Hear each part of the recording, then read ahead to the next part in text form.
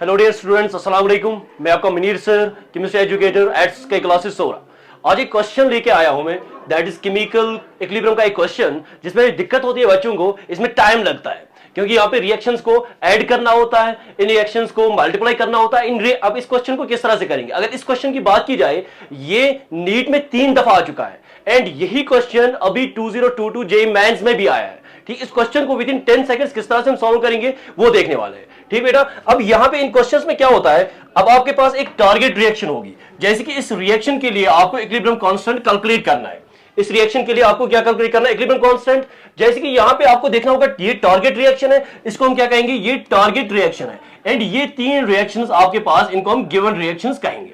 अब सबसे पहले आपको ये चेक करना है इन रिएक्शंस में कॉमन क्या है। वो कॉमन स्पीशीज जो 2 रिएक्शंस या 2 से ज्यादा रिएक्शंस में होगी उसको हम काउंट नहीं करेंगे। जैसे कि यहां पे दिख रहा है, यहां पे ऑक्सीजन है, यहां पे भी ऑक्सीजन, यहां पे भी ऑक्सीजन। क्लियर? इसको हम काउंट नहीं करेंगे। ठीक, इसके लिए हम कैलकुलेशन नहीं करेंगे।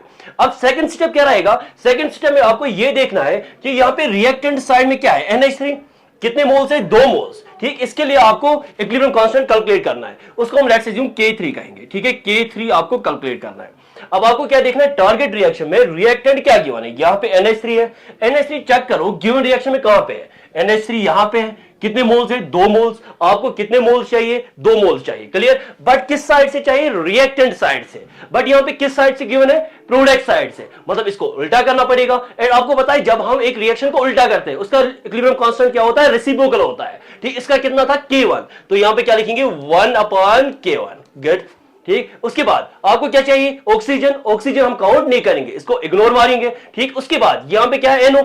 अब मुझे बताओ NO कहां पे प्रेजेंट है? ये रिएक्शन देखो, यहां पे तो नहीं है, यहां पे प्रेजेंट है। ठीक है, किस साइड में चाहिए आपको? यहां पे प्रोडक्ट साइड में, एंड यहां पे भी प्रोडक्ट साइड में। कितने मोल्स है? 2 मोल्स। यहां पे कितने मोल्स है? 2 मोल्स। एक्जैक्टली 2 मोल्स चाहिए। एंड प्रोडक्ट साइड में भी है। ठीक, अब मुझे बताओ इसका इक्विलिब्रियम कांस्टेंट क्या है? यहां पे K2, तो मल्टीप्लाई क्या करेंगे? K2। मल्टी रिएक्शन में क्या होता है? इक्विलिब्रियम कांस्टेंट्स मल्टीप्लाई होते हैं। ठीक है, अब मुझे बताओ नेक्स्ट क्या है यहां पे? वाटर। वाटर के कितने मोल्स है? 3 मोल्स। एंड किस साइड से चाहिए आपको? ये प्रोडक्ट साइड से चाहिए, तो यहां पे प्रोडक्ट साइड में। बट दिक्कत ये है कि यहां पे एक ही मोल है। ठीक है, आपको कितने मोल चाहिए? 3 मोल्स।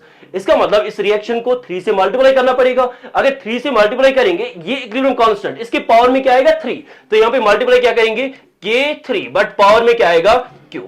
क्लियर? तो फाइनल जो रिजल्ट आएगा दैट इज K3 किसके बराबर आएगा? यहां से K3 is equal to K2 into K3 का whole cube divide by K1।